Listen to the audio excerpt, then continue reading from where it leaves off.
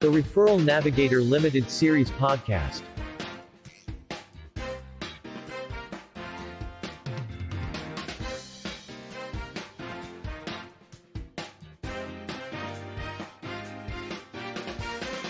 Hi, everybody. I'm Jeff Tockman. Welcome to the Referral Navigator podcast.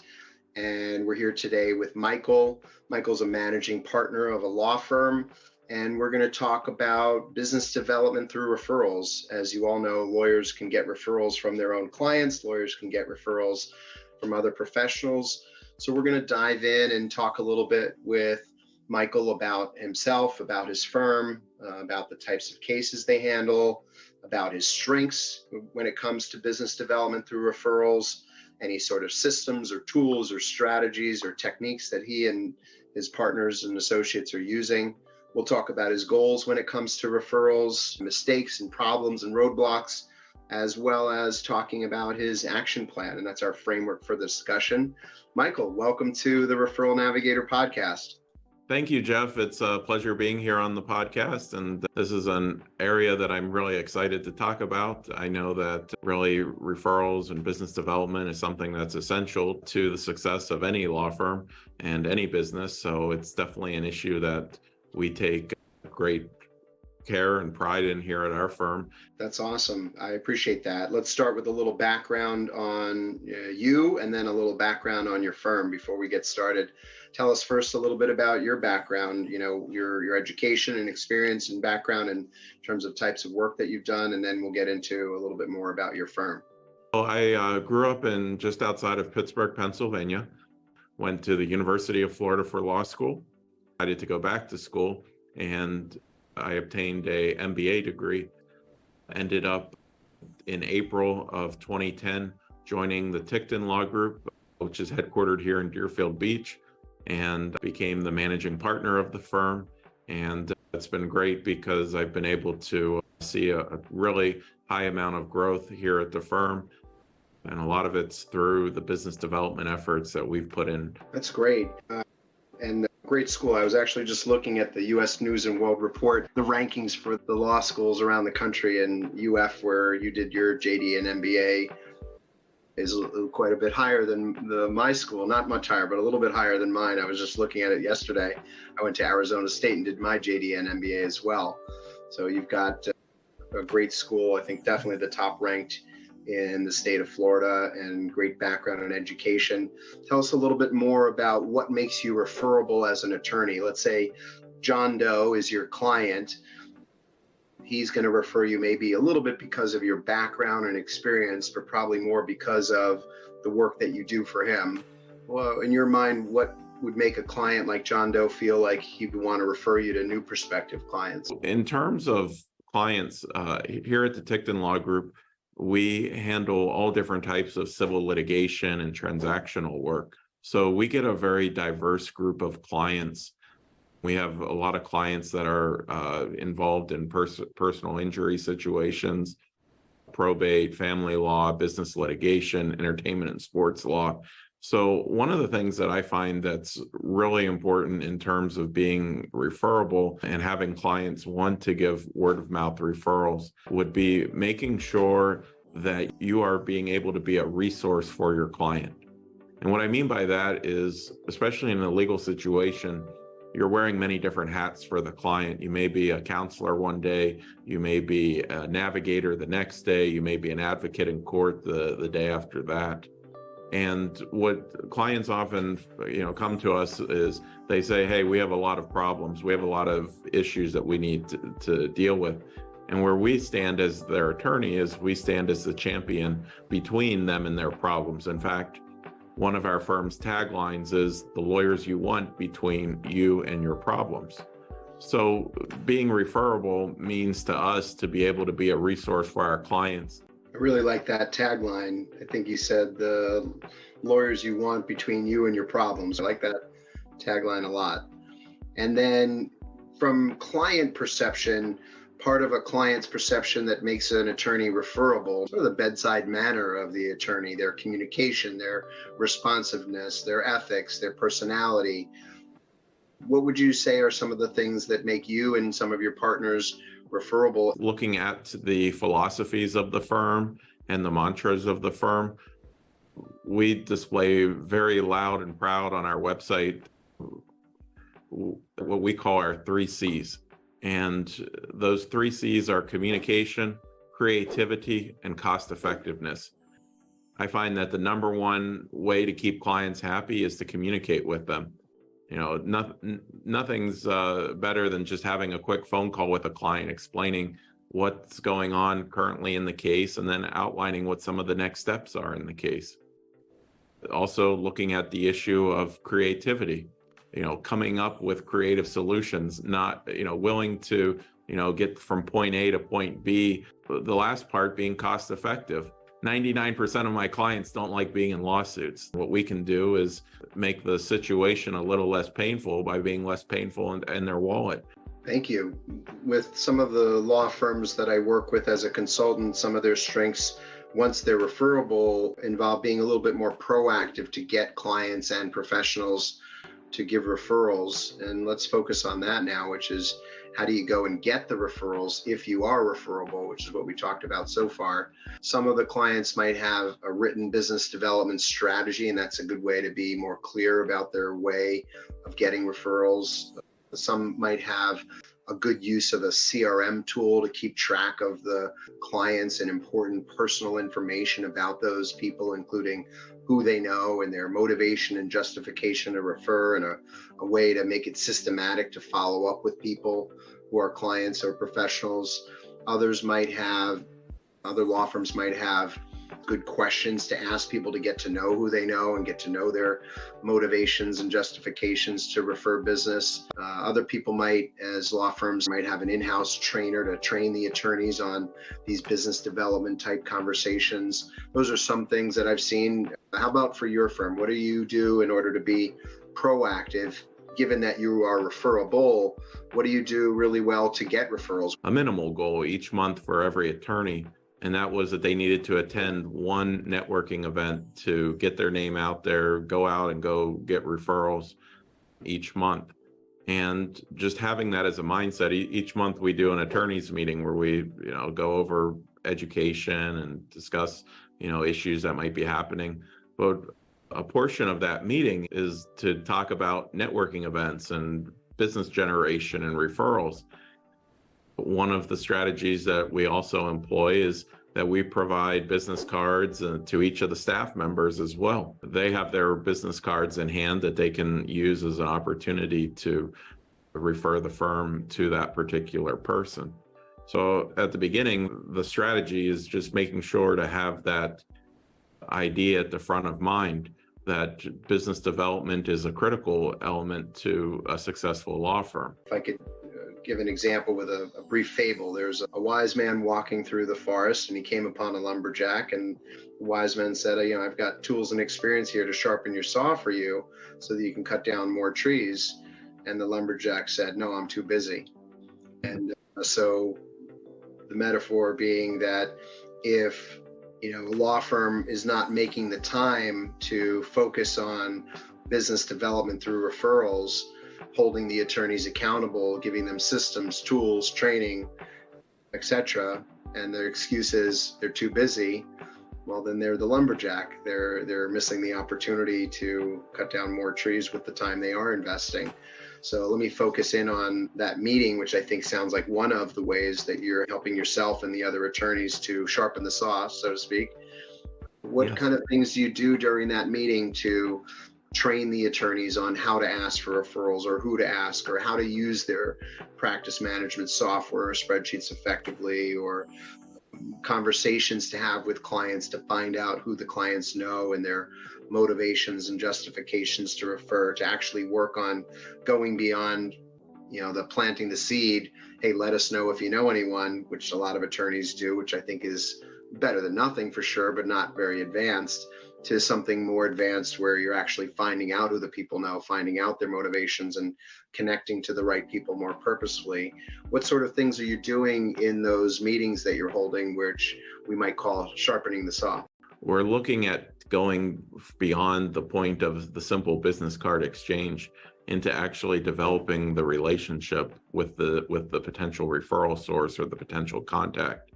One of the things that our attorneys do is they utilize their legal assistants to help plan one-on-ones as a follow-up. And we encourage our attorneys to utilize those times as a great opportunity to maybe meet a potential referral source for a coffee or grab a quick lunch and learn more and become a deeper dive in terms of not just how can this referral source benefit me, but looking more at the philosophy of how can I get this referral source to want to give me referrals?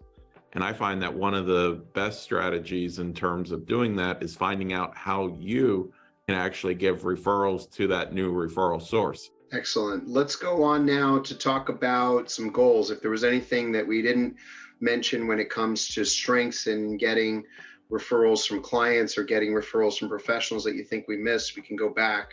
But at least I'll ask the question about goals, and we can always add more strengths if you'd like to.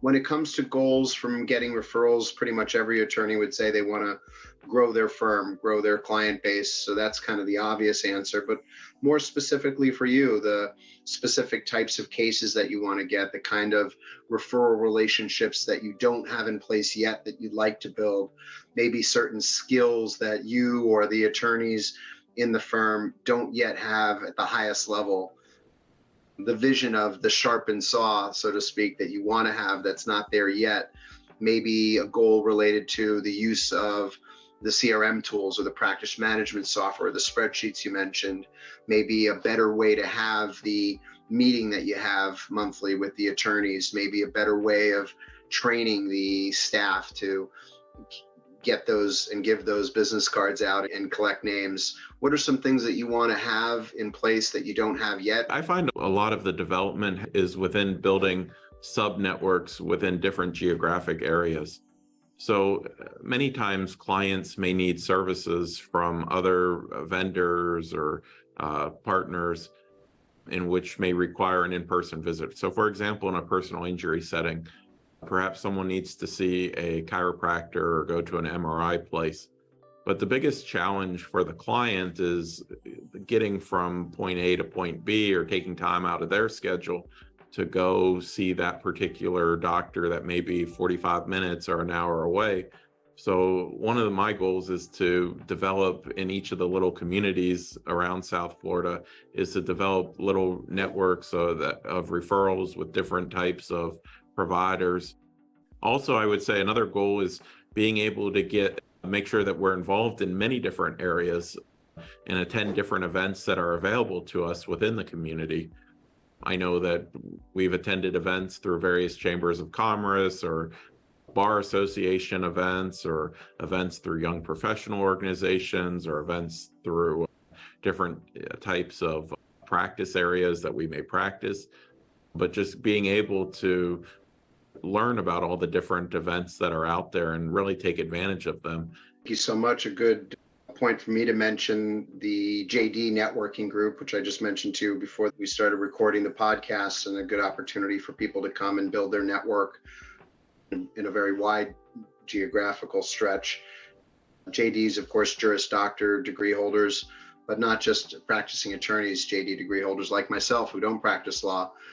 It's a good opportunity. So I hope you'll come to that meeting, Michael, and a good opportunity to build your networks in those communities that you mentioned.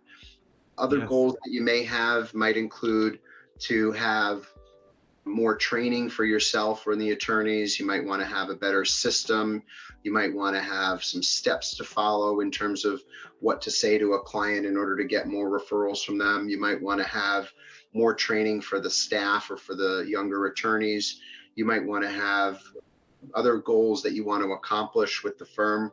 What other goals are you working towards? What's the vision, let's say, maybe a little further out, like 5 years from now or 10 years from now? What are some things that you want to have that you don't have in place yet? One of the things I learned both in law school and MBA school, one of the classes I took was entrepreneurship, and it really talked about the value of doing a business plan. And as attorneys, we have to take a step back from the practice of law to actually do that business plan each year and really analyze, where are those opportunities for us in the longer term. So for example, In terms of our case management system, we used to just input information into the case management system about different people that we met. But then we said, well, it makes it harder for us because we may not know about which geographic areas these people are most centered, or where their offices, if they have other locations. So we modified our templates to include office information in geographic areas. So that way we don't just search by name or by profession.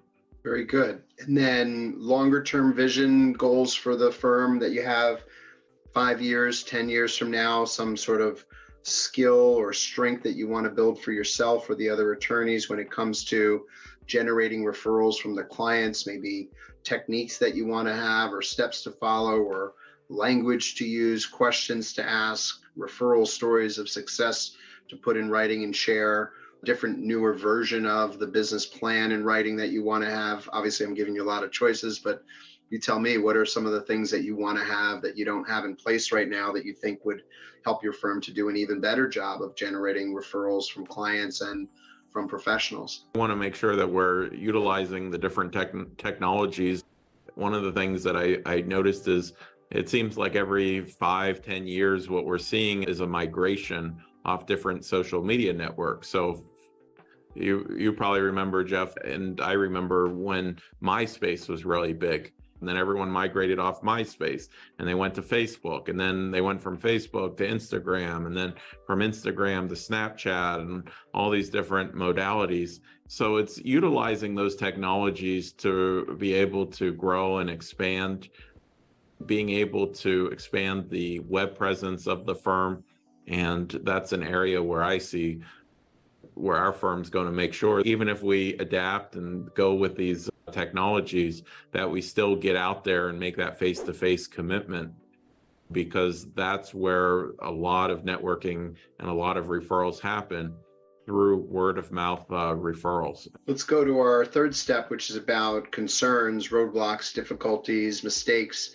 Oftentimes, law firms will tell me that they're not doing enough to be proactive to get referrals from clients. Certainly, they do a great job to be referable, but they're making a mistake because they're not really being proactive to find out who the clients know or put that information in the CRM. They're not really finding out the client's perception of what makes them referable or their motivation to refer. Also, firms will tell me that they don't have really a written strategy on business development. They might have an overall business plan, but how to get referrals is not anything that's fleshed out too much. Maybe they make mistakes in the way they use their CRM tool. They're not really ranking and prioritizing their referral sources or having a systematic way of following up with the best clients and professionals. They're not really implementing any sort of training or sharpening the saw on the skill set to have that referral conversation. They're not following up enough on the events they are attending, for example, or the one-on-one meetings that they do set, not doing a good job of following up. Those are a lot of the mistakes that I hear that lawyers are making. What about for you and for your attorneys and for yourself? What mistakes, what errors do you think that you're making that you want to try to improve? When I talk to especially newer attorneys, I think one of the biggest issues that attorneys have to overcome is the fear of rejection. They put themselves out there in terms of maybe going to a networking event, not knowing anyone else in the room, and overcoming that initial fear of going up to a complete stranger and starting a conversation. I think a lot of it is developing as many relationships as possible. I would also say one of the challenges that I see sometimes is being able to understand the value of devoting time to business development. At the end of the day, it's going to be worthwhile because it's going to help you generate more revenue in the future when that particular business professional sends you cases. So recognizing that it's a long-term process, and not to get discouraged if you're not able to get those returns immediately. A lot of it's about building that trust. That makes sense. That's definitely the part you addressed about using the word fearful and discouraged that you mentioned. To pretend that there aren't emotions in business development through referrals is not going to allow you to fix the issue. Let's talk now about concerns, mistakes, problems. What do you think your firm is doing wrong when it comes to doing business development with the clients, mistakes with the clients themselves, not in terms of the practice of law, which makes you referable, but in terms of sometimes people will say they're kind of passive with the clients. They don't sometimes go beyond the scope of the case with the client. They're not learning about who the client knows in their lives, what groups they're a part of, what organizations they're a part of. What have you seen that you and your attorneys you think might be doing wrong when it comes to getting referrals from the clients? I think there's been a trend in the legal profession to try to communicate as quickly with a client, or maybe respond via email with a client. I'm actually a very firm believer of the opposite approach, which is the telephone call. So I always tell clients, you're welcome to email me, but I always respond with a phone call, because that allows me to really dive in and understand deeper beyond, the answer to that one simple question or question that might be posed in that email. It also is a great way to make a connection and kind of talk, longer term with the client, understand some of those motivations. So I think you cannot underestimate the value and the benefit that attorneys receive by having that either in person or telephonic communication with their clients. Great. Let's get on to the fourth step, sort of action plan going forward. One thing that sounds like a good potential suggestion for you based on what you just said is a concept that I call the referral stories of success.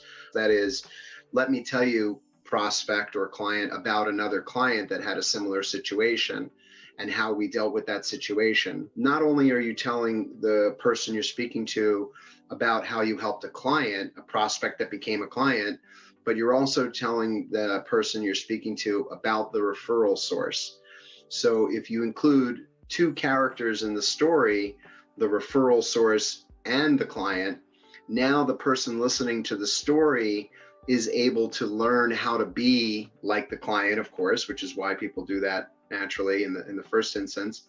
But also they can learn how to be like the referral source. Referral sources might have a better relationship with the person they referred to you. So if John's the referral source in your story and he refers you to Jane, we can not only talk about what you did for the client, Jane, but also the benefit for the referral source. I really like that idea. Most of the time when people are hiring a lawyer about a deeply personal situation, it may be a situation that they may feel embarrassed about, or maybe upset that they're involved in, or there may be some negative connotations.